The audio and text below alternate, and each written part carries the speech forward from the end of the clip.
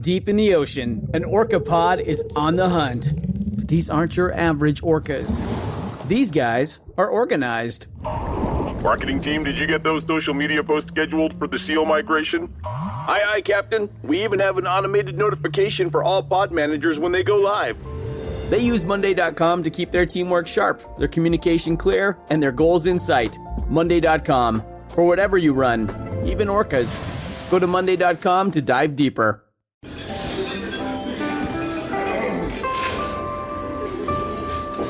Well, I don't see the point in waiting any longer. So let's bring her out. The star attraction, the one you came to see. Ladies and gentlemen, the one, the only, Miss Judy Gold. Welcome to Kill Me Now with Judy Gold and Hennessy. All right, that was a big one for me. What was? I said Hennessy. Oh, that was a big one. Hennessy. Oh, Jesus. All right, you know how I say I'm excited. Yes. This is, I love this woman so much from the bottom of my heart, like soul, from my soul, from the innards. I just can't, even before I knew her personally. And she is the real thing. When you think of people, talent, as we're known as, talent. She's not only talent, but she's a beautiful human being. Ladies and gentlemen, Julie Halston, the Broadway star. And Julie, you also played Bitsy Witsy, whatever. Bitsy Von Muffling on Sex and the City. On Sex and the City, Married yes. to Nathan Lane. And I will say Sex and the City, thank God for Sex and the City, because it has saved my life many a time. Right. Like, every time you go, oh, I'll never work again. Or, right. Oh, my God, I don't have no money. Residual! Oh, my God. Because let's face it, Sex and the City is on every second of the day. All over the world. I was in Istanbul, and this wild Turkish queen came running up to me because I was wearing like a little Sex in the City jacket that SJP gave to me. Right. Thank you. Mm-hmm. And he was like, "You Bitsy Von Muffling, you Bitsy Von Muffling." I mean, wait, do the accent. All right, do a Turkish queen. All right, go. He was a Turkish queen. Okay, go. Bitsy, are you Bitsy Von Muffling? Oh my God! Wait, stay right here. Stay right here, and I get my friend, and he did, and he got friends. Wow! And like, I wonder what it's like to be a queen in Turkey. Well, I think it's gotten harder. Yes. But I think at that time, which was a number of years ago, right, he was doing okay. Right. It's but great. Maybe not so much now. Yeah, it was kind of amazing. Now, wow, that's Julie, awesome. Yeah. You're one of the warmest people. Bless you. You are. Well, but you are. Thank you. Okay. And yet, you're Italian from Comac. Oh, yes. But your mother's German.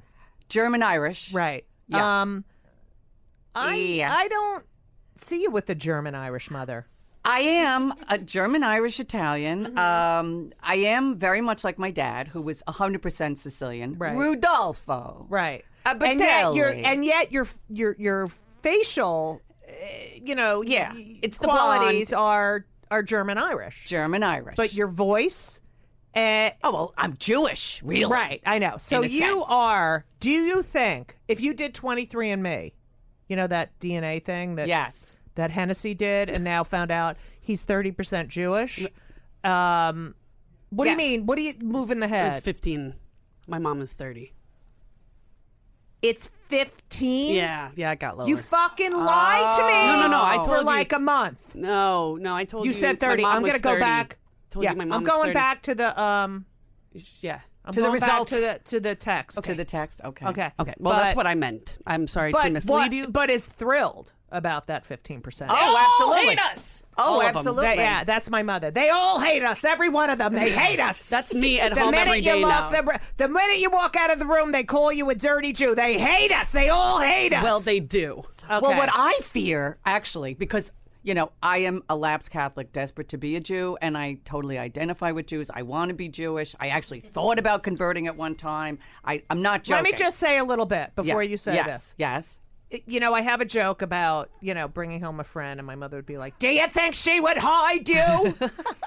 Julie, I know 1,000% would have hidden every Jew and every gay person she could. I would have been Meep. Right. I would have been Meep. Yes.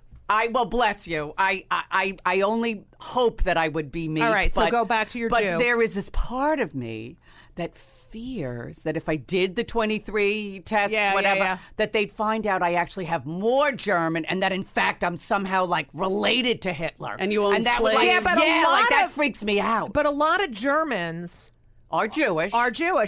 Catholic Germans. Yes. Because their families went into hiding or just said, fuck this. Right. I see people that are so Jewish looking. Like, I have no doubt. And then they're like, no, I'm, right. I'm German. Right. Or I'm this or I'm that. Right. I'm like, oh, you should go back, baby. Go back.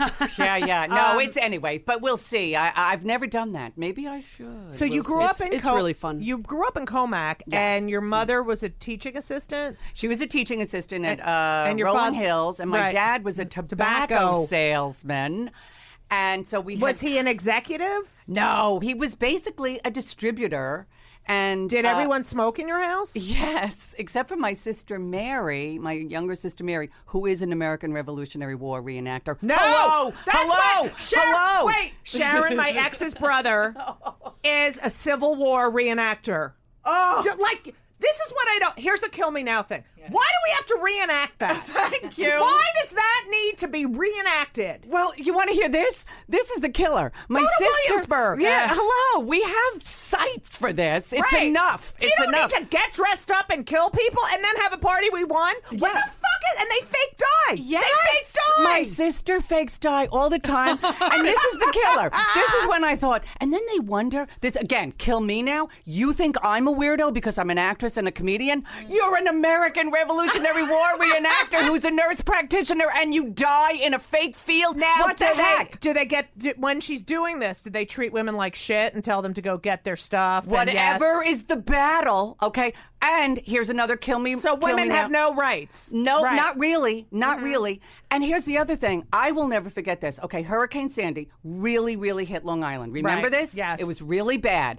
I had to go out to Long Island, deal with my mother, who, believe me, was turned into Little Edie, and she was like crazy. And Grey Gardens listener. Yeah, Grey Gardens. Grey Gardens. She was a nut, and she was like, the generator, get the generator. And I was literally pouring gasoline into the generator or whatever. I called my sister Mary up at one point, and I was like, Mary, you have to help us here. This is really bad. Trees are flying, a tree fell on the house, whatever. I know. Do you know what she said to me? I can't help you now. I'm reenacting the Battle of Brandywine. No way! The fuck is wrong with her? That's Does she have more a boyfriend? commitment than a mailman. Is she married? She's married. She has kids? Did she marry? Did she meet them on the battlefield? No. She's married to a Mercedes dealer, actually, which is God. hilarious. Does she ever, do you ever call her Betsy Ross or anything like that? Well, she did win the Molly Pitcher Award. No way! She won the Molly Pitcher Do you Award. think any of this reenacting is jealousy of your success as a Broadway actor? I thought of that. And because she did want to be an actress at one time. Really? Yeah. Do you think she would have made it during Revolutionary War times? Maybe. She's very competent, I have to tell you. She's very competent. But this is the killer about... Wait. Does she play a nurse in the... No, this is the killer. She, depending on what the battle is, she'll be in male drag or she'll be in female drag. No way. Yes. It depends on what the needs of the battle Can are. we discuss what Hennessy's doing with the phone that's so important? I'm looking up this battle. Oh, all right. Oh, Just Battle write of down for Brandywine. the notes that we're doing the, Okay. But wait. So... I know. No, well, here's the killer. Because Sharon's brother and his new wife, they post pictures of themselves. She's sitting in a fucking corset and long dress. Yes. And he's got his rifle and I'm like, That's what you do on the weekends? Yes. That's what you do. Yes. There's homeless people. Yes. There's theater. There's so much going on. And you go back to the Civil War with your fake fucking gun. Yes. In the mud. Oh, no, they're real guns. They're real guns. Oh, they are? Oh, honey, this is the killer. And by the way, her website is, they have a big website. It's in the Virginia. It's the 7th Regiment. Okay. The 7th Look Regiment. up Brandywine. But also really the big thing to look at is the website, which is the 7th Regiment of Virginia, I believe. It's fantastic. But here's the killer. Brandywine. I was just looking it up. There was a big article in the New York Times, I don't know, about a year ago, about reenactors. And one of the reenactors from the Civil War did die when a cannon went off incorrectly. So I called my sister Mary up, and I was like, Mary, you understand how dangerous this is?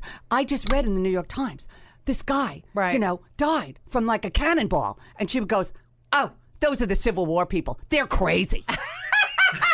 It's like West Side Story of the war reenactors. Here is the Battle of Brandywine. Was part of the American Revolutionary War. It was September 11th. That's my birthday. 1777. September 11th means a lot to a lot of people. Yeah, That's right. That's an awesome. September 11th, 1777, Chadsford Township, Delaware County, Pennsylvania. Thank you. Commanders were George Washington, Nathaniel Greene, John Sullivan, Lord Sterling, Adam Stephan, Anthony Wayne. That's such not a fucking name. No, it's not. Moses Hazen, Sir William Howe, Charles Cornwallis. Oh, I'm telling you, she knows them all. She knows them all. Wilhelm Kniphausen. Really? Yes. A There German.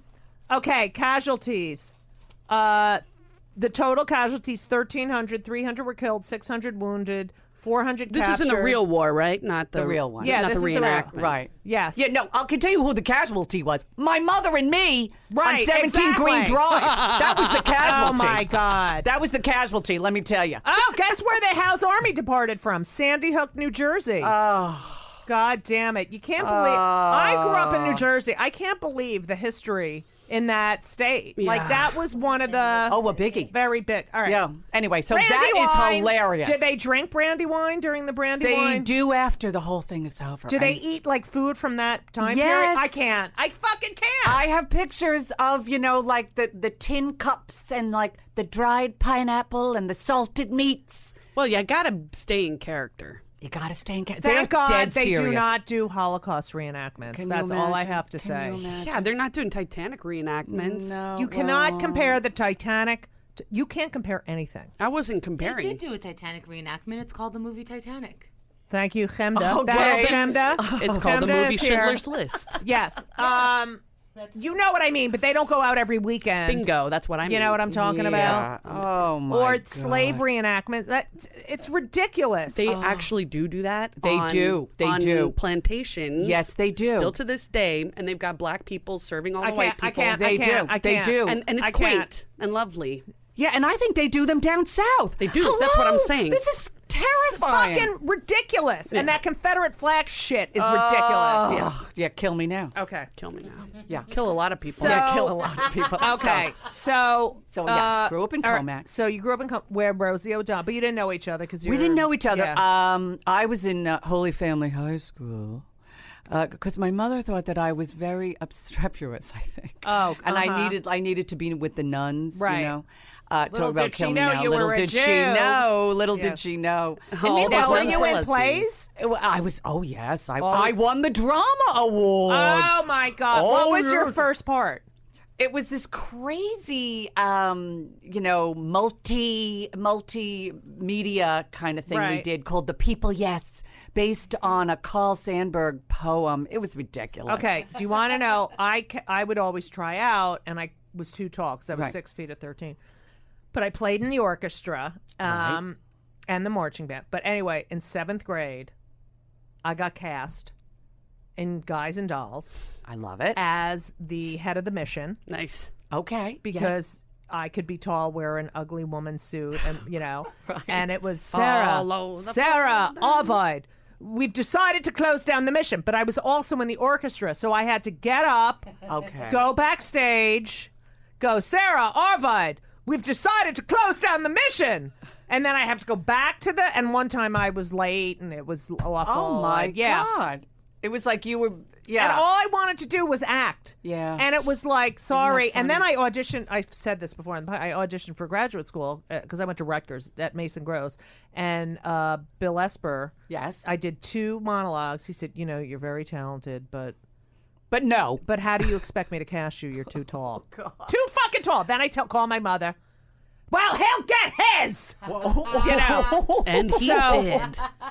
So here you are. You're in a Catholic, all girls Catholic. Hot. Right. No, it wasn't all girls. It was very just- liberal, actually. Oh, It was okay. very, very liberal. And of Did course, your sister go there too? No, she went to Comac South, and she Right. did know the O'Donnells. She did. Yeah, Because she- there are a lot of them. Yes, and ultimately we all ended up meeting, obviously. Right, okay. But she went to Comac South, and Ruth Ann Swenson, the opera singer, went to Comac South. So Mary Beth was, she was all with them. And Mary did perform, I believe, as Abigail in The Crucible.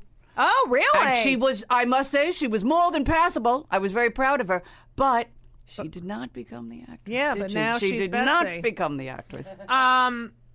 But she did win the Molly Pitcher Award. Yeah, Molly Pitcher. Come on. So you go to? Did you go to Fordham? No, I went to Hofstra University. Hofstra. Yeah. You know why I thought Fordham Yeah. for a second?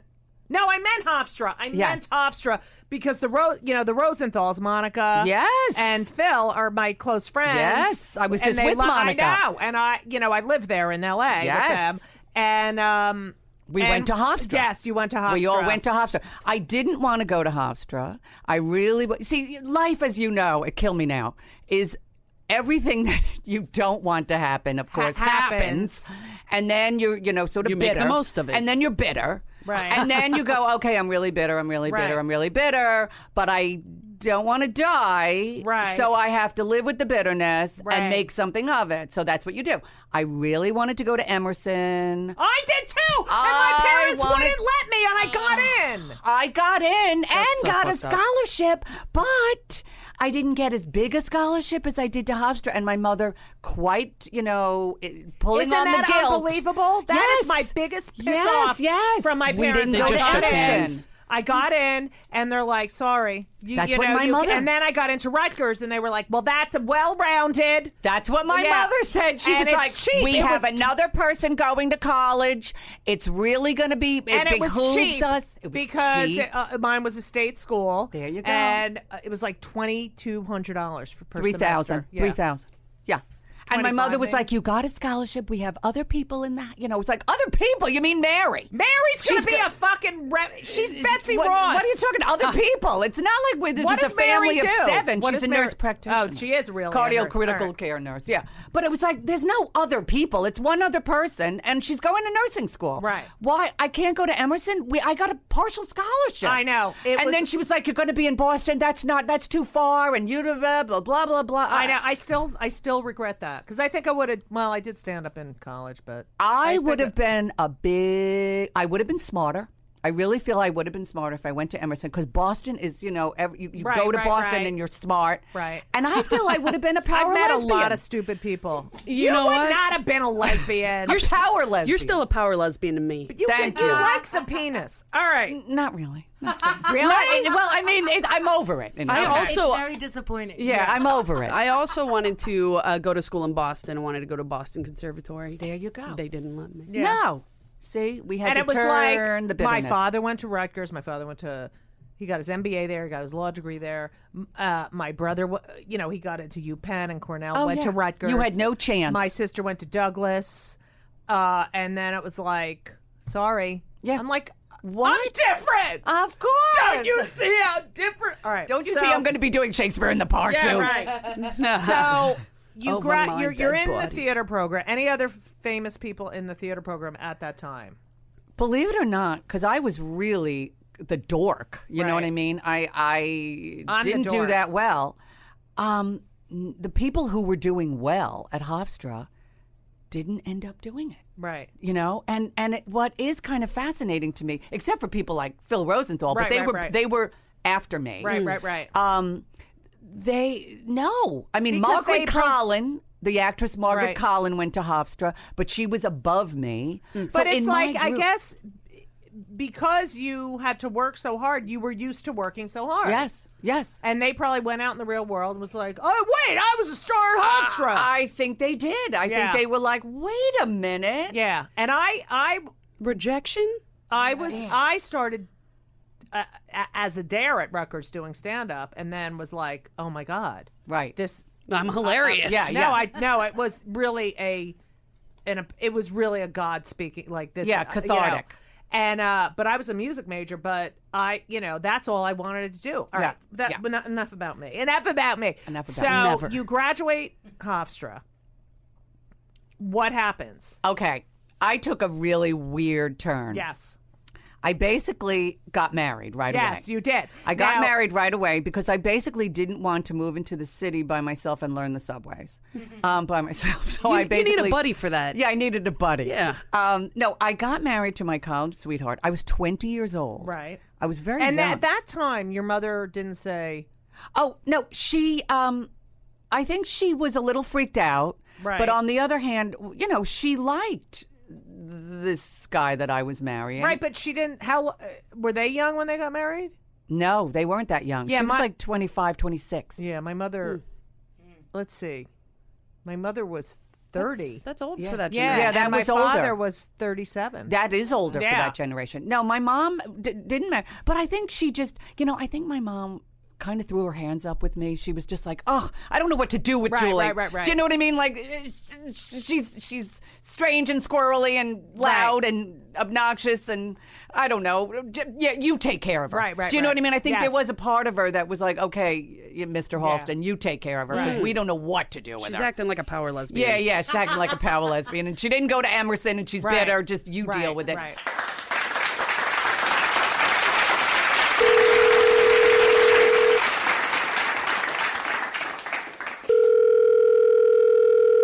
Hey, boss, how's it going? I have to tell you, I got this Third Love bra. Okay, can I just tell you something? It's like a T-shirt. And I have some, really fancy bras. They sent me one, too. They don't make my boobs stand out in T-shirts. It's not like this is the main feature, of my midsection, which a lot of bras can because of the line.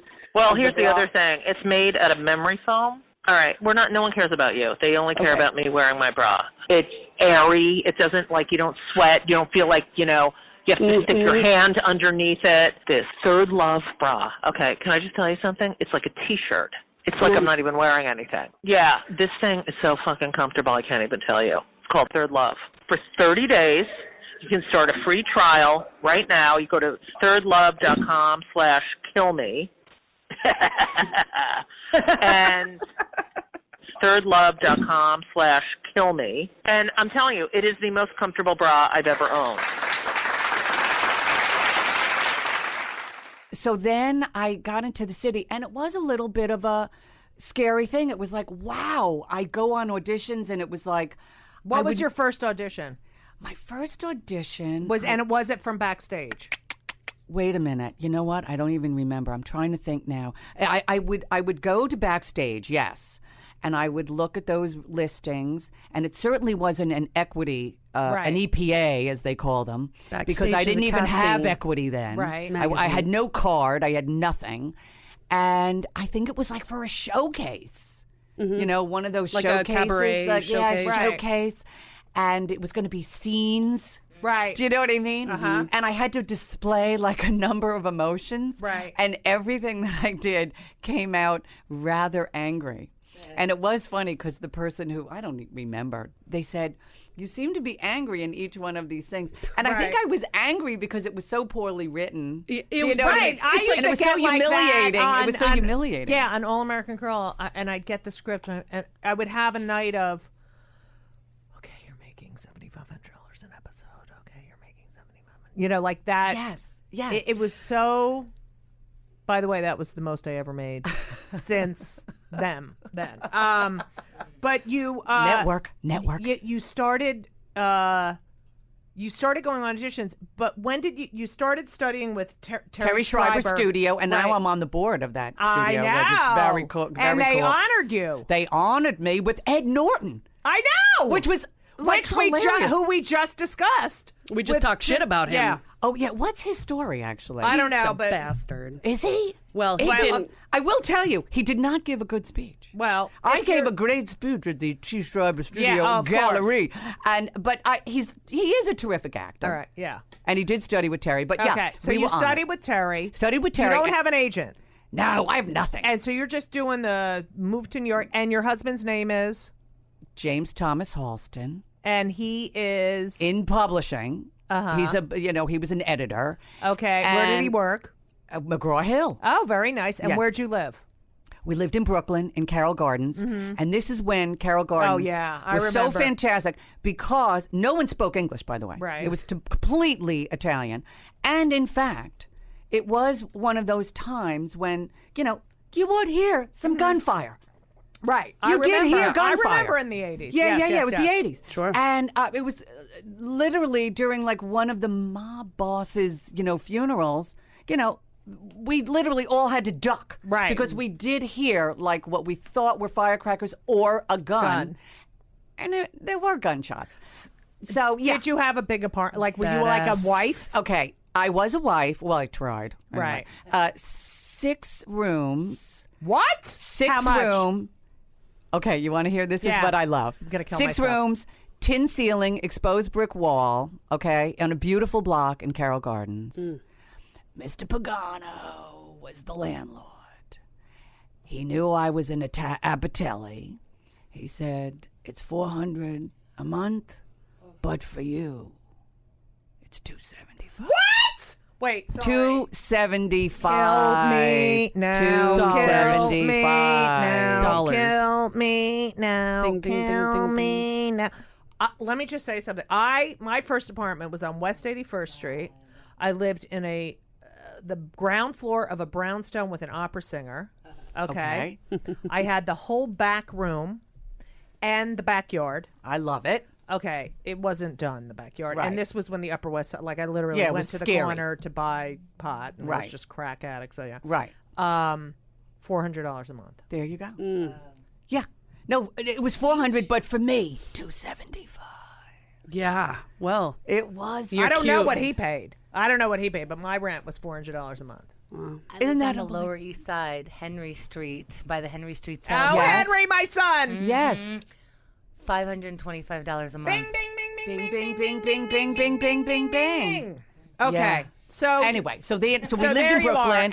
and he was going to work, He was going to work. and you were the actress. I was the actress. And who were you seeing on auditions at the time?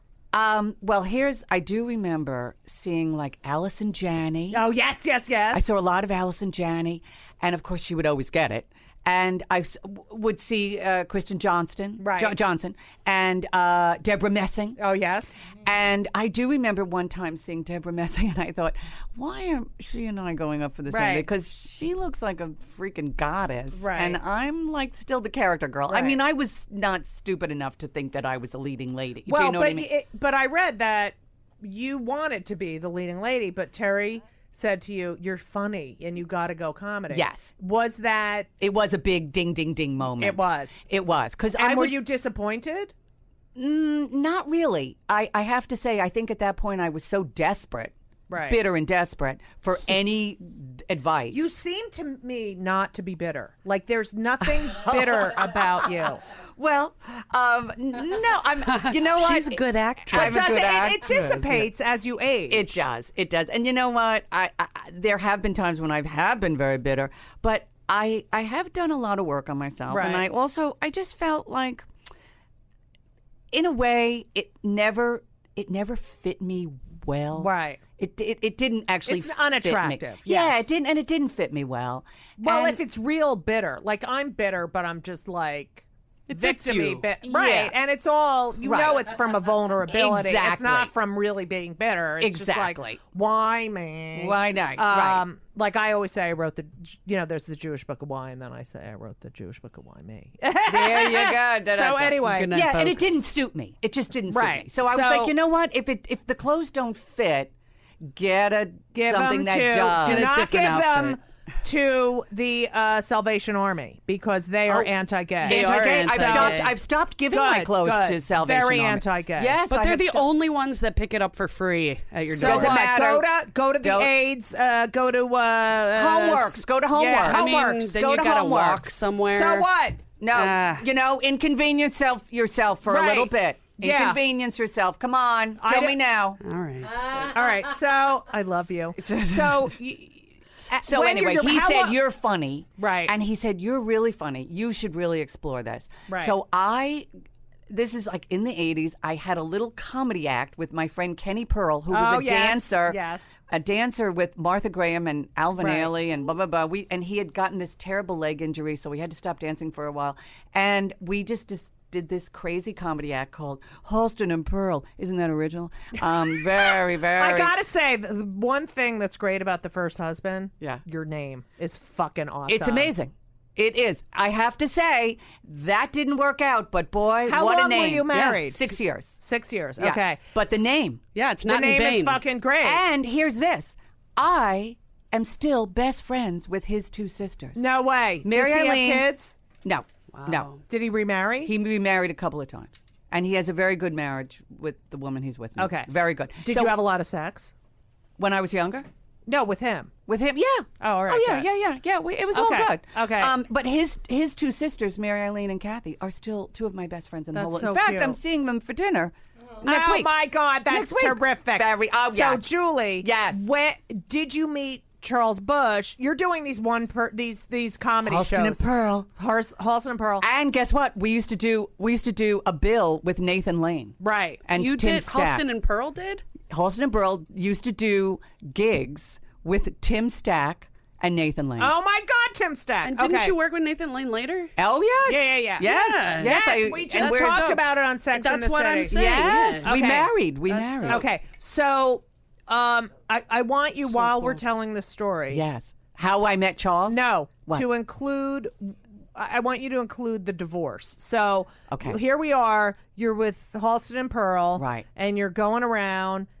You're still married. Yep. Do you meet Charles Bush while you're still married? No. Okay, so you're doing this thing, and what breaks up the marriage? What breaks up the marriage is, I think we both realized, because he really, I think, wanted a wife. Right.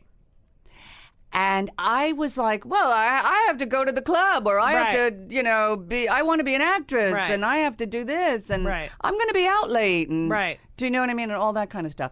And also, I think we both realized, like, oh my God, we're too young to be married. Right. Wait a minute, what does this mean? It's why are we doing this? So He wanted a much more regular life, and I was like, no, Sorry, it's not me. happening. Not happening. so it wasn't like I hate you. It was Well, more, I do remember. It was pretty. it was painful. There's Right. no Of course. getting around it. It's always painful. And I was. What really did your pretty- mother say? She was horrified. Well, because then she has to go tell everyone in Comac. Well, Julie is divorced. Yes, exactly. And I do remember. This is where my mother did become Germanic. She said, because I was really struggling with money, and we had nothing a pot to piss in anyway. And at one point I was like, Mom, I'm moving in with a friend. She's a roommate. It's like a few doors down from, where I was living. And she was like, what do you want me to do for you? And I said, well, I kind of could use some like dishware or whatever. She said, you made your bed and now you lie in it. Oh my God! And It's I was all like, about what? her. All about her. What? That was the moment she was waiting for. I think you're right. Well, because you were so difficult, and now she was proving. See, you didn't do what I said, and boom. You are difficult. Right. You Oh, are yeah. difficult. And my father was much more merciful. He was like, Dolly, you could give your daughter some some dishes. You I know. was very close with my father. Yeah, too. so he made my mother give me dishware. It's like, thank God. So wait, did he keep the apartment? He stayed in the apartment and I moved out. Because I was the one who really... And who'd you live with? I lived with a girl named Cynthia Wass, who was thinking of becoming a costume designer. Right. She ultimately did not. She ended up doing her family business, which makes trophies for Trophy World. Oh, God. Which is hilarious. But, I was just a wreck. I had no money. I really was living on like peanut butter and jelly. Oh, and, you know what my thing was? Yeah, what? I'm not kidding. And it was literally every night. It's $2.95. Cold sesame noodles. Oh, yes. Cold sesame noodles. Because they had a little bit of scallion. I'm like, I'm getting some greens. Yeah. That I lived. If I ate dinner, right, it was cold sesame noodles. Yeah. No, I mean, I'd get the lunch Chinese thing. Like the $2. Right, and lunch. have it like throughout the day. Right. Yeah. No, it was horrifying. And Cindy, God bless her, I loved her, and she was lovely. But she was one of those girls who literally like came from some real money, right? And she would like come waltzing in, and she would be like, "Oh my God, Bloomingdale's had a sale," and she would be wearing like, right, Diane von Furstenberg wrap dresses and tops, and I was like, I'm living on peanut butter and jelly, and I haven't bought anything in like 2 years. Yeah, one of her coats could pay your rent. Yeah. But luckily, I will say this, she would say to me like, well, if you have an audition, you could, wear one of these, and I did. I wore like some of her tops, and that was lovely. Very but, lovely. Yeah. So, how do you meet Charles? So, I am struggling. And a friend of mine who I went to Hofstra with said to me, he lived in Washington, D.C., and Charles, at that point, had been doing a one-man show around the country that he would book himself. He would literally like just call performing arts centers up, and he'd be like, "Hey, I'm Charles Bush. I do a one-person show." They were like, yeah, "Was he a woman in the one-person show?" No, he would. He'd sometimes be a woman and often be a man as well, and it would be through like a prop. Will you explain for our audience that doesn't know? Charles Bush, the great Charles Bush, how he playwright, becomes a woman? And well, he is.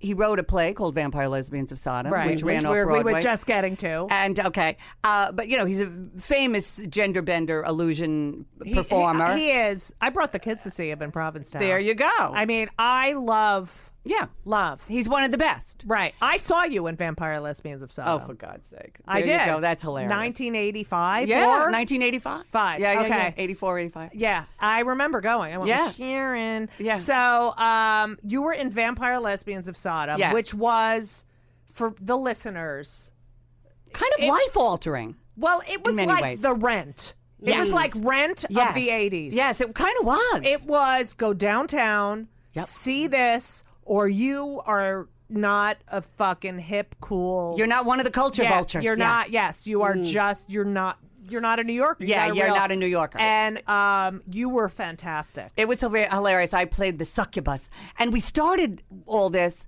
And I'll get back to how I met Charles, but through a friend who actually kept saying, "Oh, Julie, you're so funny. You should be meeting my friend Charles Bush." And I was like, I don't need another gay man in my life. At that point, I was divorced. I had a lot of gay male friends, and he was like, "No, you two should meet." I happened to be out in San Francisco. Charles happened to be out in San Francisco at that time doing his one-man show. We met. We didn't really take to each other. I think he thought I was a real loudmouth blonde. Right. And I just thought he was distant and aloof. Right. And he does seem like that. He isn't. He's Unless shy. you start talking to him and you realize, he's kind of shy, actually. Yeah. But he can be, he can also be distant and aloof, but he's also shy. But we didn't really take to each other right away. And then when he wrote Vampire Lesbians, like, I don't know, months after that, everyone turned him down. No one wanted to do this. Right. And his own sister turned him down. And he was desperate. Well, Talk about you know desperate. why she didn't turn him down? She was doing a reenactment of the... Bang, bang! Go. So anyway, he called me out of desperation and said, "Hey, you want to do this?" And I was like, "Yeah, why not?" Because, again, I was desperate, living on peanut butter. Still wasn't making I still didn't have my equity cut. I was doing horrible showcases. Who else was in it? Well, phenomenal people, that some of whom are no longer with us because of the AIDS crisis. Right, I was getting into that. Bobby Carey, our beautiful boy, and Tom Olino, Ralph Buckley, who's the Lotto Man. Right. Ken Elliott, who was our director and also in the plays. Myself. Ultimately, McGann Robinson, who also passed away, she ended up taking over my role. So, it was this wild group of, Arnie Kolodner, who was a magician, and again, it was like this bizarre band of people, but it was so fantastic. And like, literally, we would get like high society people, like literally like with like a Rolls Royce outside, like, the Limbo Lounge, right. which is a crack den. Which was a Remember crack the Limbo den. Lounge, The Limbo Lounge. And literally at one point, like, we heard that, like, I don't know, not like Elizabeth Taylor's friends. Right. Like people like, I don't know, Rock Hudson or something. I mean, it was crazy. And like limousines would pull up to, East 9th Street. Right. And like they'd step over syringes. Right. Oh, it was to bad. get into this. My generation of theater people now that that are around my age that I work with a lot, know that show. Yes. I mean, You it's a cult classic. cannot not know that. No, and it ran for 6 years off Broadway. And it's like the Underground, the Brady Bunch one too was also something. That's where Jane Lynch came out of. That's right. So all right, so you're doing this, and then, is it right after that you do your one person show? No, it's not right after that. So Charles and I had our company for like 7 years. So we did a lot of fantastic plays. Right. Vampire Lesbians, Red Scare on Sunset, The Lady in Question. Yes. And it was really through The Lady in Question that Frank Rich. Right. Because he was the big, Right. hoo-ha at the time, who we're still all friendly with. Yeah. Frank Rich wrote a rave review for The Lady in Question. Yes. And it changed That was it. again changed everything for us. Suddenly it was like, I have an agent. Right. Oh, and not only you were legitimized. legitimate, and suddenly it's like, well, I'm not only in Equity, I'm in SAG and AFTRA, and I'm on Law and Order, and Right. blah, blah, blah, And it was like, oh my God. And Frank Rich really changed our lives. And Vampire Lesbians changed our lives, but then that changed it, bumped it up again. And suddenly we were legitimate. And then what was nice, but again, very bittersweet, is we got an offer to do Vampire Lesbians in L.A.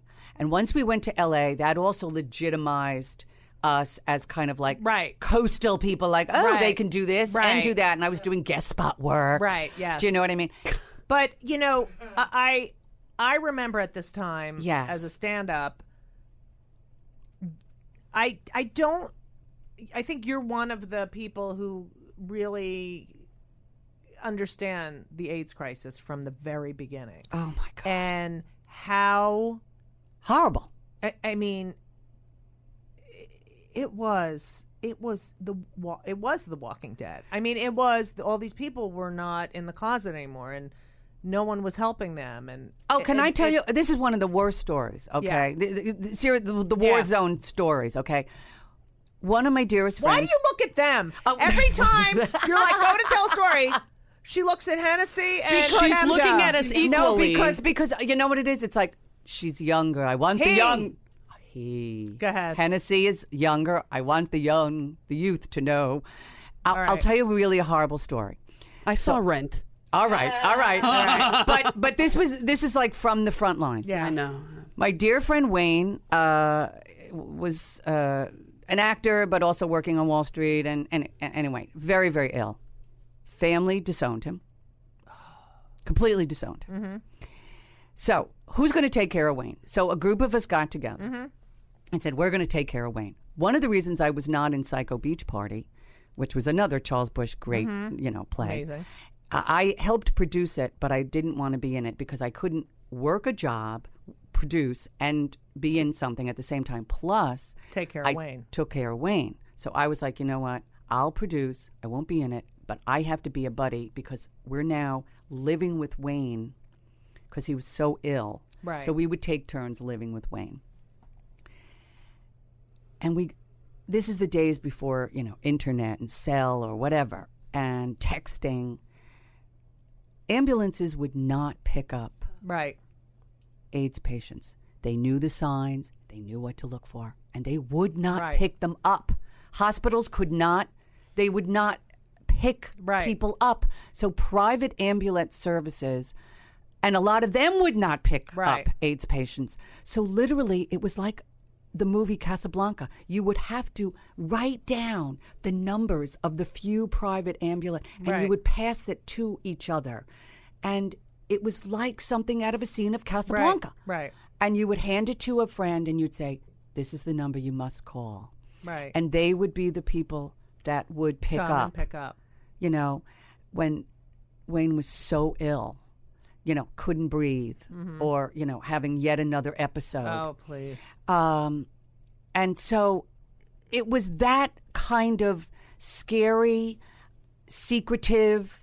It was also like Tony, who ran Catch a Rising Star. The greatest. And we'd go visit him, and it was like, put this on, put that on. And I was like, no. Right. And then my friend Carol, we finally had to have her reconcile with her family because we were there all the time, and you can't do it. It's like a full-time job. Put this on, put that on, what, like face masks and gloves and gloves, things? Oh, gloves and you face know, masks. And they were in a different ward, and they're just... Don't touch the toothbrush. Don't touch the toothbrush. Right. Right? That kind of stuff. Right. And, I had two friends.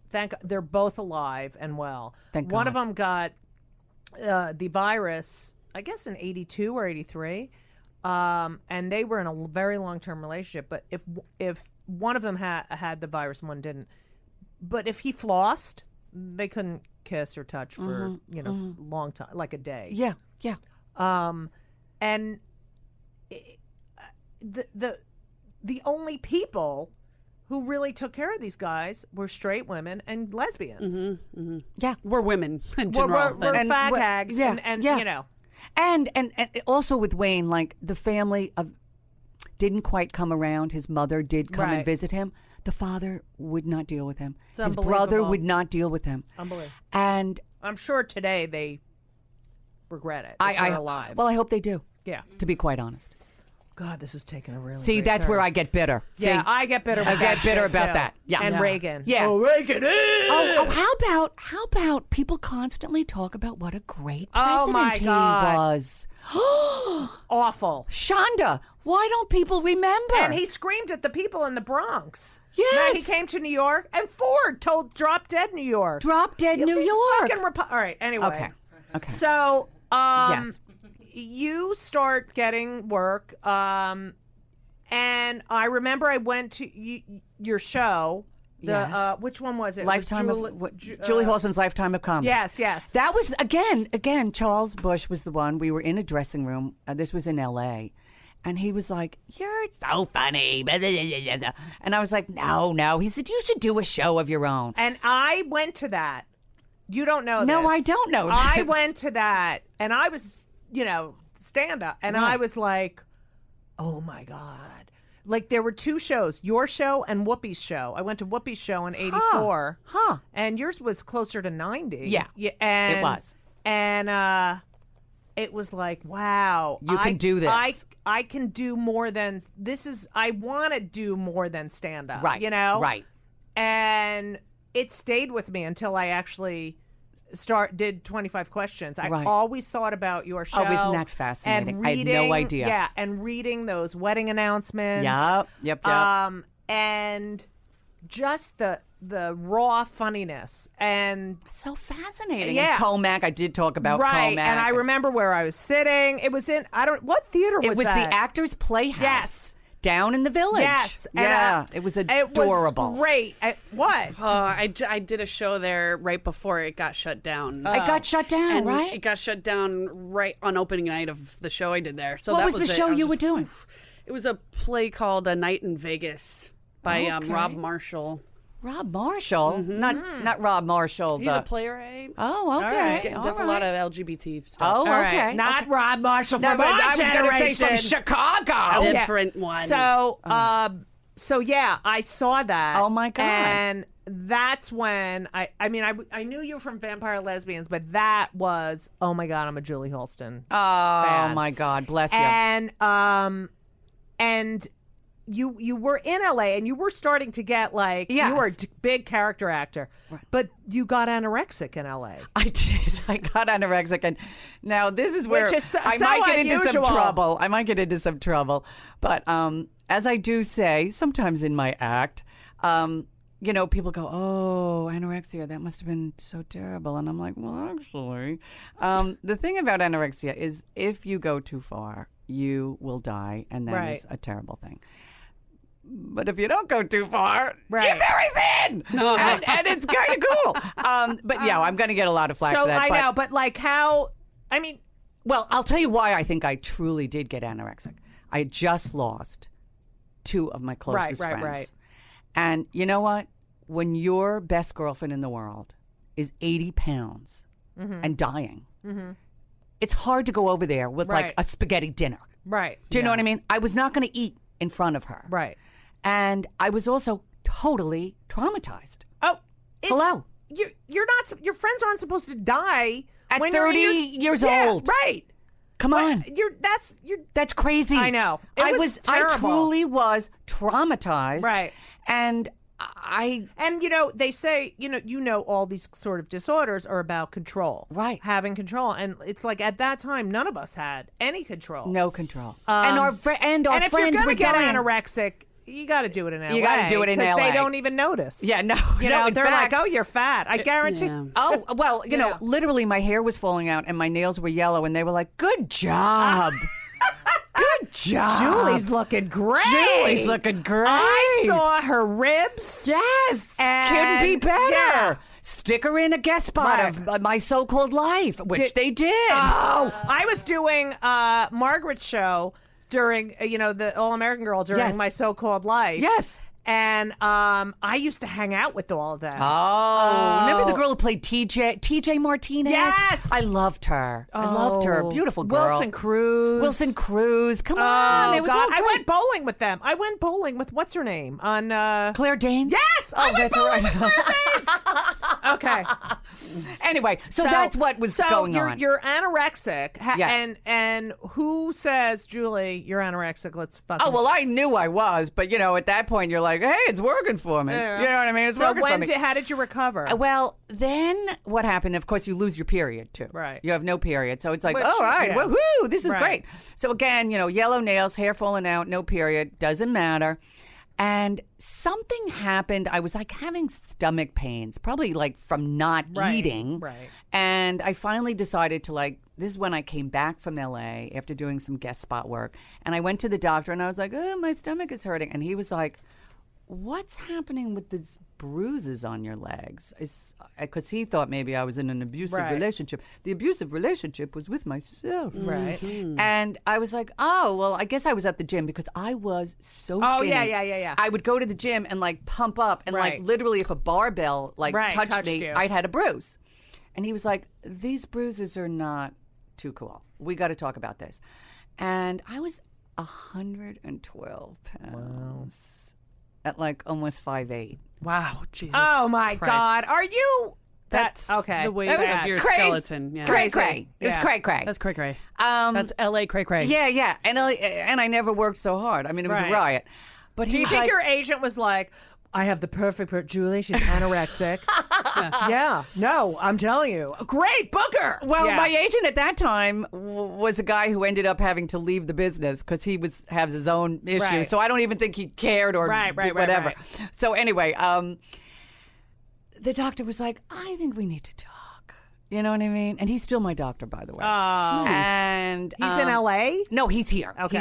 He's here. And he was like, I think we need to talk. So I was like, he was like, I think we need to talk about, we need at least 8 more pounds. We need to talk about this. If you want, I can recommend people that you can talk to, whatever. I took down all the information, all the shrinks and all this, whatever. Just like a and good addict. I ripped it up. Just No like, way. Oh, yeah, I ripped all of it up. I was never going to do that. Right. And lo and behold, this is where the universe comes in. Just at that time, because I was I was sort of crazy. Right. Yeah. I was so crazy with anorexia. I was working out 5 hours a day, and I was doing my one-woman show, and my press agent at the time, who is the greatest press agent in the world, his name is Sam Rudy, and now he's the press agent for Hamilton. Hamilton! Said to me, I want you to do this fantastic interview with this fantastic guy named Ralph Howard.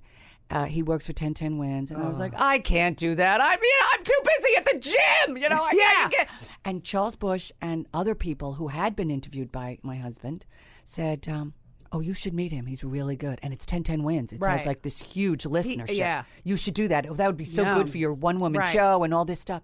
And I was like, I don't want to do it, whatever. I was so not into it. I didn't even wash my hair. I remember wearing a pajama top. I wore a pajama top to the interview at Wins. He opened the door, and it was one of those moments where you kind of go, he's really cute. Right. And I knew he was straight because, like, he wasn't gay.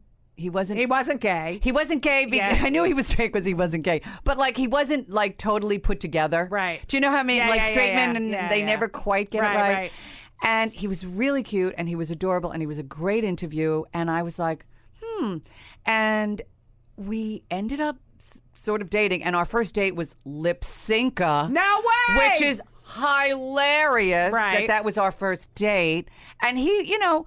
Like, wait, so you went in for the interview. Did he say, I'd like to see you again? No, he actually had broken up with a girlfriend 6 months before. He was divorced. And I was ready to go back to L.A. Right. I was only here temporarily. Right. You know, because I had to be back with, you know.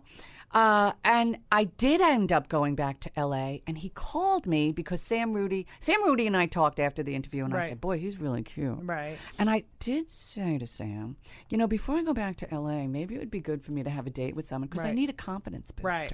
You know, like sometimes you want to just like date someone, like, or maybe go to bed with someone just to like, I need a little confidence. Right. I need to get laid. And have a little confidence. Right. That's kind of what I wanted from Ralph Howard at that time because he was cute and blah, blah, blah. And he was like, well, all right, but you're going back to L.A., but I'll find out. And he did talk to Ralph, and Ralph was like, oh, I liked her. So I was like, oh, well, okay. So we had a date. We went to lip synca. And I thought, okay, this is great. Little confidence. We didn't sleep together. But I thought, okay, good. Now I can go back to L.A. I did go back to L.A. Did he kiss you? He did kiss me goodnight, but that was it. Tongue? No. Okay. Very, you know. Okay. And we went back to L.A., and he called me a lot. Wow. And he was like, when are you coming back to New York? When are you coming back to New And York? he has the best voice. He really does. Yes. He's the golden throat. Yes, he really is. He does have the best. And he is just a very He's nice classy. manner. He's a gentleman. He's a gentleman. He's cute as anything, and he's a gentleman. He's got the golden throat. And I was like, well, maybe I will go back. You know, maybe I'll go back. And I did come back because I got a development deal from CBS. This is when the universe does work. Right. I got a development deal from CBS. However, it was contingent on my going back to New York and doing my one-woman show in New York and getting a good review from the New York Times. Right. And guess what? Bing, bing, bing, bing, Right. bing. It happened. So I come back to New York, and Ralph is like, okay, now we're going to date. Now, are you unanorexic? No, I'm still anorexic. Right. So, of course, he wants to, like, take me out to eat. And I'm like, I was like Helen Gurley Brown. I was, like, pushing my food around on the plate. I remember watching her one time. She pushed her food around. She never ate. She never ate. So he was the one who called me on it. He was like, you didn't eat. I'm eating, and you're not eating. You had 2 bites. And I was like, you're married. And gradually, slowly, I became untraumatized. I think I learned to trust the world again because when all your best friends die and they're 30 years old and you have to go to L.A. and because L.A. is traumatizing. Oh, please. That's already traumatizing. Right. So I'm already traumatized because I've lost all my best friends. Right. Then I'm traumatized because like I'm in LA and I can't talk to my best friends. I can't talk to my best friends and it's too freaking bright. Right. It's too bright. Oh, please. So then I slowly but surely, like, he kind of saved my life in a way. I never told him this because, you know, you don't want to give him too much confidence. But he did. And gradually, I gained more trust and I started relaxing and I did start eating and I did gain that 8 pounds. And of course, there's that moment where you panic because if you're an anorexic, you panic. But he kept saying, like, "Oh, you look great. It looks good on you," and blah blah blah. And my skin tone came back, and I did get my period. And do you know what I mean? And my hair. So, have you ever had another bout? No. Wow. I've never had another bout. It was but you really still, during the AIDS crisis. Do you think you're an anorexic? No, I am careful though. Right. But I'm not an anorexic at all. You have a beautiful body. Oh, and bless some you. of your Bless photos are fucking. Yeah, you're hot as You're really hell. hot. Oh, and I bless you. am so big and fat and huge. I am. I'm just a big girl. I love your body. All You're right. a big girl who's gorgeous. Oh, stop. No, but it's really true. Thank you. And when you have a hug by Judy Gold, you've been hugged. Can I tell you? Thank you. You've been True. hugged. You've been hugged. enveloped. Yeah, It's you're nice. being taken care of. Right. You've been hugged, and like, Speaking of breasts feel being nice. taken care of, Yeah. I don't know when. I was always a fan, and I don't know when we sort of bonded. When did we really bond? I know. I don't- because you used to come on my show. Oh, this is Yes. another shout out to Judy Gold. It's a love fest. I used to do a show at Caroline's Yes. called Julie Halston's New York. It ran for like 2 years. Sometimes it was great, sometimes it sucked, blah, blah, blah. But we always had fun. Judy was always the one, like whenever I would book a guest, Right. like, I don't know, Joy Right. or Louis Black or Right. something, or Dane Cook, Right. who like blew me off. Right. Yeah, he's a And joke I would thief. be like, yeah, well, thank you. And not so funny. I'm sorry. Nope, Anyway, he's he's Zero. not funny. He's like really not funny, right? Right. No, Dane he's not. Cook, You not don't have funny. to you don't have to ask around about okay, that. because he's not funny. But he like blew me off. Right. So and I would literally at the last minute be like, Judy, I need to fill the bill. I need to fill the bill. Came every time and killed. Came every time and killed. Stop. I believe No, it's it. true. Absolutely true. And I remember then, so this was like in the 90s, early 90s, going, I worship this girl. I love her. She's so great. She's there. Then there's showbiz friends. So she was a Right. showbiz friend. But then as the years went on, we became real friends. Right. Because there is a difference. Right. Right. Do you know Well, what I mean? She was a showbiz friend that you could count on. I could count on, but then like we started talking about other things than show business. Right. And that's when you become real friends Right. with people. And so when I had a clinical depression in 2004. No, it was 2000. It was later No, than that. it was It was later. no, okay, 2004 is when Sharon and I broke up. So I had it was 2010. Yeah, it was more recent. January of 2010. I wake up paralyzed. Yes. And Elise is like, there's something wrong. And I couldn't do anything, but did I see you? I reached out. You did reach out. I reached out to people who were aware of depression. Yes. And Ralph had a major depression. And Yes. I remember I knew that. Yes. That he had a major depression. And I don't know how I knew. I just knew you really understood and took care of him. Yes. And I reached out to you. Yes, I do remember. And I will never forget how much you helped me. Well, bless you. Bless you. I remember I'd call you and you were always there. And I remember the first time I had to get on a plane. Now, I'm someone who's on the road since I'm 20 fucking years old. Right. Terrified to get on a plane. I remember this. To go to Seattle. I remember. And it was like the thought of even getting in a car to go to the airport. Like if someone had said, go get a carton of milk on the corner. Right. You couldn't even wrap your mind around it. No. It was like, no, it was beyond clinical depression. And it's so good that you remembered that. Yeah. But I called Julie before, and then when I landed. I remember all and this, yes. I remember I was in the hotel, and at that time they always said, go get sunlight. I had to get one of those lamps. Right. Mm-hmm. That was the fake sunlight. I mean, Right. I had the that new thing that they love, which was just starting out, where you have electricity. Oh, yes. On your temples, on your synagogues, on your temples. Like a TENS what do they call them? TENS? Yeah. And you would do that for like 20 Stimulation. minutes. This stimulation, cranial something stimulation.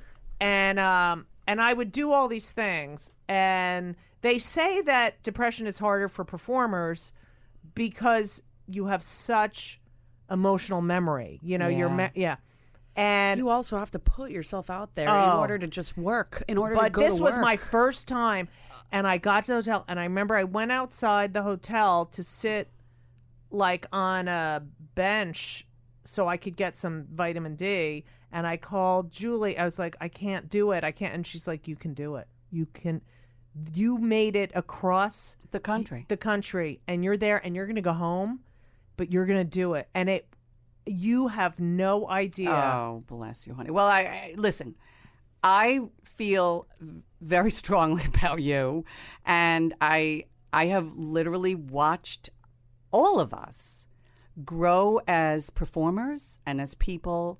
And you know what? People have a lot of feelings about comics, particularly. It's like, oh, they're so tortured and they're so this or with that, blah, blah.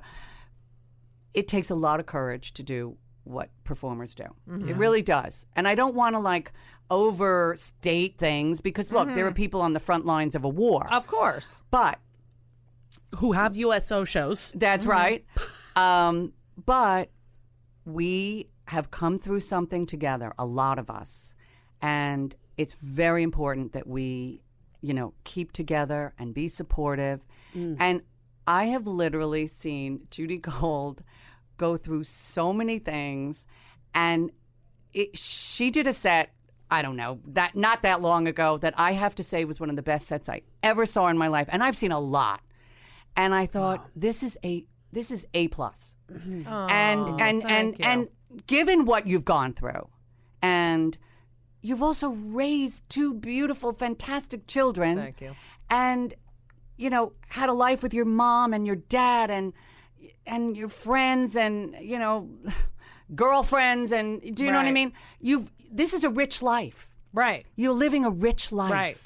And I got nervous that not that we were going to lose you, but that somehow you would isolate. Right. To the point like maybe you wouldn't perform anymore. Right. Or maybe something would happen, with your girlfriend, or I don't know. I got scared, and I thought, this is a person that we have to have here. We have to have her here. You were so instrumental because there was only a handful who understood. Like, you don't understand depression unless you've either gone had through it or have helped someone go through it. And Ralph is like, I mean, he has 5 kids. Right. He's the voice of Howard Stern. He was that voice of Howard Stern News, right. and he was 10. I mean, he was like the voice of New York. Right.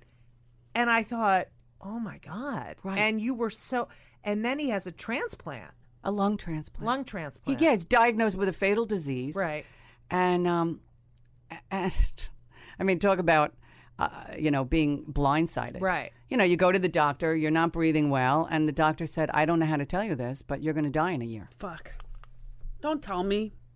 Hello? Don't tell me. I'm glad that he got a transplant. And you now, ever since, you guys work tirelessly. Tirelessly for the Pulmonary Fibrosis Foundation. And I have to tell you, we had our biggest ever event just a couple of weeks ago, in February, actually, and Daveed Diggs from Hamilton wrote a song for our event called Breathe, and people were sobbing. Oh. It was unbelievable. He knocked it out of the park. He did a special rap for us called Breathe, and it was like, dun, da-dun, da-dun. And then he had this lyric, which was so amazing. We all have scars. Don't let the scars define you. And then he would be like, it would do this fantastic rap. And then in the middle of the whole fantastic, he'd be like, take it down. Boom. Everybody breathe. Wow. Take it down. Boom. Everybody breathe. People were sobbing. There were people with oxygen tents, like oxygen masks and oxygen, like carrying their oxygen with them to the event. It was really extraordinary. Anyway, so that's what Ralph and I do now. And it makes my life very worthwhile. That's beautiful. I don't know. I have such a bond with you that's not like with other. It's because of of that. I mean, I was so vulnerable and so. You were paralyzed, honey. Yeah, you were paralyzed. I could barely talk. Yeah, and you couldn't get out of bed. Right. Oh, I couldn't even when I had. I remember the one morning, and it was right in the beginning. It was like the second day, and I had to make lunch for Ben and Henry. I couldn't get out of the chair. It was like someone saying you have to perform brain surgery right now. Yes. And so few people understand. But I remember I had diurnal, so at night it would lift. I tried to do sets, but I couldn't write any new material. But I remember my mother used to always say, hey, you better today? Are you better? Are you better? Are you better? Are you better? But I can't even thank you. Well, bless you. The other thing is, the one thing I noticed about you is you don't get jealous. You're not, like, I'm one of these women who's like, someone gets, you can, even Hennessy will tell. I'm like, oh, that's great. That's great. You know, I love when people get like jobs that you wanted or something? No, I love when women get women get jobs. Oh, you know? yes, absolutely. There's a lot of jobs. Oh, I would have loved to have gotten that. Right. But in my soul, I'm like, it's too hacky for me. Right, you know? right. So I'm kind of glad I didn't. I like the money. But you're always genuinely happy. I really am. Are you happy for everyone? Come on, you got to have some. I'm trying to think if there's someone I'm not happy for. I have to think about it. But no, I really am genuinely happy for people because I think when you've gone through a thing like what we went through with Ralph, like for example, like when you face death in the eye, kind of thing. It's kind of like, oh, am I really going to get upset about somebody getting the national tour of Addams Family? Right. Do you know what I mean? But it's also like, once you live and once you you've go lived and through fucking, something, like, because my father died when I was 27, and I was like, oh, fuck you. That's when I became, I'm fearless on stage anyway, but at that point I was like, I've been through. Right, go fuck yourself. Yeah, what? You. Yeah, it's like you can't do anything to me. Yeah. I mean, I would love to have. There are certain jobs that I go, oh man, right? I know. That's great. I mean, I will say there are times when I see, like particularly when I do guest spot work on a certain job, and you kind of go like, wow, this person in this procedural cannot really even read. Right. And I wouldn't say I get jealous. I'm just like, wow, it's only because she just had that cheekbone. Right. That's what it is. The camera loves her because she's illiterate. Right. And dumb and can't act. But okay, but she's going to make $1 billion. Or she gives good head. Or whatever. But so those are the kind of people I get like, ugh. Right. But like people like us, who the work, we're out there and we're working in the New York thing. It's such a sisterhood. Yeah, people don't get it. No. Yeah, that we are. You could say, oh, the women aren't funny. Women aren't. We are sisters. Oh, forget it. Bum. Yeah. What pisses you off? What fucking passive aggressive behavior? Cannot stand it. Really. And I also don't like people who like do not take responsibility for things. They just push things off. Like if somebody says, I'm going to do this. Right. And then they're like, oh, you know what? I didn't get to it.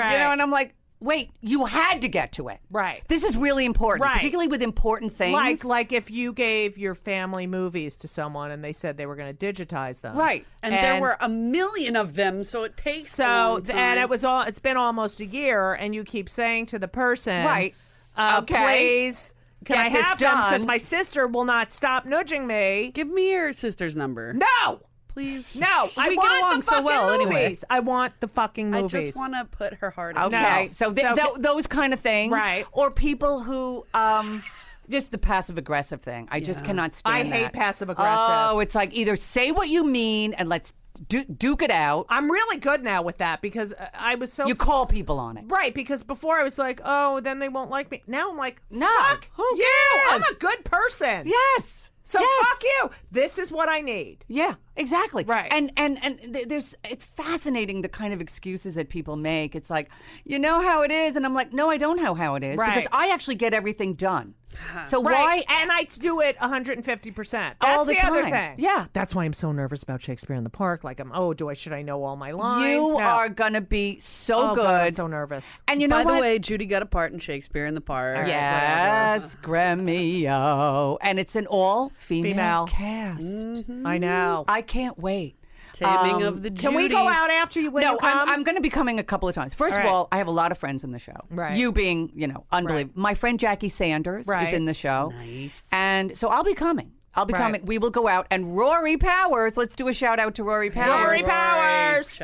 Do you know Rory? Of course. Okay. You know all Well, these we'll all hoes. go out and that was fantastic. So, yeah. No, so don't worry. You're going to be all great. right. You're going to be great. God, it's So gonna be so passive aggressive people. Like it is what? funny. It is funny when you texted me after I was saying something about the Woody thing, and you were like, "How did you get that?" or something like that. no, I said that because I was at the Woody thing. Yes. Can you tell so the I story? can tell the story. So So this is what annoys me more than anything. Okay. This is the best story, and they told me in the wardrobe department because we were all laughing. So Susie Benzinger and Rory, we're all hanging out. Whatever. These are the costume people. So and. What always kills me is like when you meet somebody on the street and like they'll be like, "What are you doing now?" And I'll be like, well. This is what pisses me off. Like I was at the club the other night, what are you and doing people now? are be like, "How are you?" And I'm like, "Great." And the kids, I answer the question, and then they go, "Oh, I just had a movie in Sundance." Like I'll say, "How are you?" Well, my movie was no. Right. Okay, go. So anyway, what kills me is like I'll be doing something and they'll be like, what are you doing? I don't know. I'm working with James Earl Jones, for example. Right, like, and you can't take it with you. And then they just stop and they stare at me and they go, "How did you get that? Oh. Can you say who it was? Please, I'm gonna say it. That's what makes it the best. You could say it. Okay, so just remember that story. Okay, guess who that was? You. No. Okay. No, I never do that. Okay? Never. Patty LaPone. You're shitting me. Patty LaPone. Get the fuck says out. to Julie Halston. No, How did you get that? How did you get that? Like she's never fucking done anything. Can I tell you? Patty hasn't had enough. Yeah. Oh, but Patty LaPone would say that. Why? She is staying cast to her type. Well, no, here's you the don't thing. say that when She's she's a like diva. No, she came up to me at an event. Was she up for it too? No, she wasn't up for You Can't Take It. Yeah. This was then I don't another know. I play. don't This know was why she another would say play. that. Okay. It was another play. It was all about Long Island. I thought she and was up she for it. literally said to me, "How did you get that?" Really? And I was like, I started laughing. And I thought isn't she it was- like Patty? Have you What gotten else? enough? And I was like, Patty. I started laughing. I thought she was joking, and she was like, No. I mean, I'm sort of half kidding, but really, how did you get that? And I was like, You're joking, right? Two-time Tony-winning Patty LaPone. But I we know used we're to both say from that. Long Island, but like, really? We used to say that about Jim, because Jim David, the comic Jim How did David, you get that? Everything you said. I'm doing, it could be I'm doing a set in the subway with the rats. How'd you get that? Right. How'd you get that? And then it got to the point where we were like, oh, yeah, I'm, I got cancer. How'd you get that? How'd you get it was I know. like, Just making No, shit you up. can't believe. I was like, Patty. And she was like, no, I mean, really, I mean, I'm from Long Island. And I just was like, wow, you can be an icon. You can be a two-time Tony winner. But you're still a performer. And you're still... no, immature. Well, and insecure. Right. Insecure and crazy and like, what? Performer. And I just had to leave. I was like, this is nuts. That's kind of brilliant and amazing. Yeah, no, it was. I would put that on my resume. Made Patty LaPone Made jealous. Patty LaPone Yeah. jealous. And here's the thing. The play is going to be done at Lincoln Center in the fall. Yeah, baby!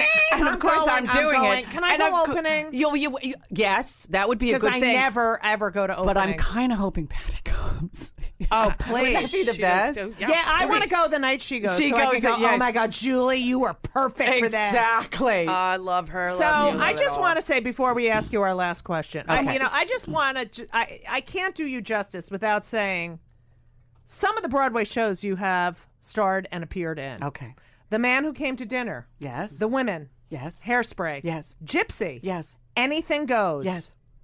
You Can't Take It With You. Yes. Which I saw you in with James Earl Jones, which was fucking fantastic. Bless you. And you were on The Town. Yes, because I took over for Jackie Hoffman for 3 weeks. Yeah. You are, that's not even mentioning all of them or Off-Broadway. Bless you. My ex-girlfriend was in The Women with You, I think. Who? Heather Matarazzo. Oh, we can talk. All right, we can't. Oh, yeah? You can. Yeah. Okay. Yeah. You are well, bless you, classic. I mean, classic fucking talent. Yeah, it's true. Just the whole. You're the whole package. You really are the whole package. Oh, bless you. Well, listen, I love you all. I love Hennessy. I didn't know Hennessy. I love Hennessy. You just made my life. I worship stop. the gold. I worship the gold. But we have to ask you, as we ask everyone. Yes.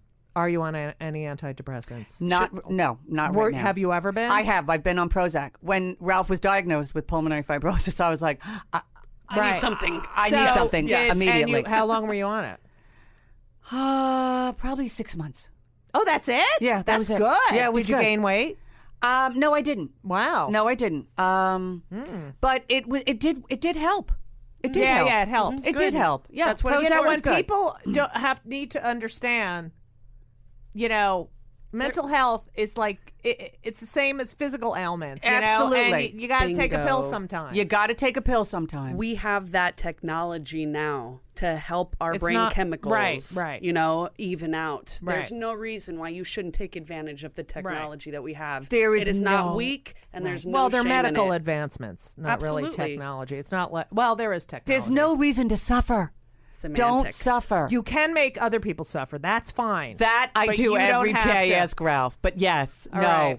Help yourself. Yes. Julie, I can't thank you enough. So, at Julie Halston. Yes, please, everyone, follow me on Twitter. Unlike Janine, I happen to like the Twitter. Yes. At Julie Halston. I'm on Facebook. I'm on Instagram.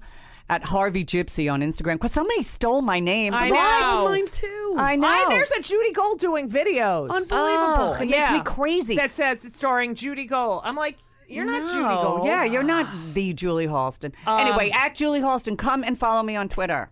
Yes. We love you. I love you. Thank you so much. Bless you. And this has been... I'm going to see you in the park. Oh, I can't wait. I'm Judy Gold here with Hennessy. Thanks for listening, and so long! And everything was wonderful. I'll see you soon. Thank you for the visit. So long.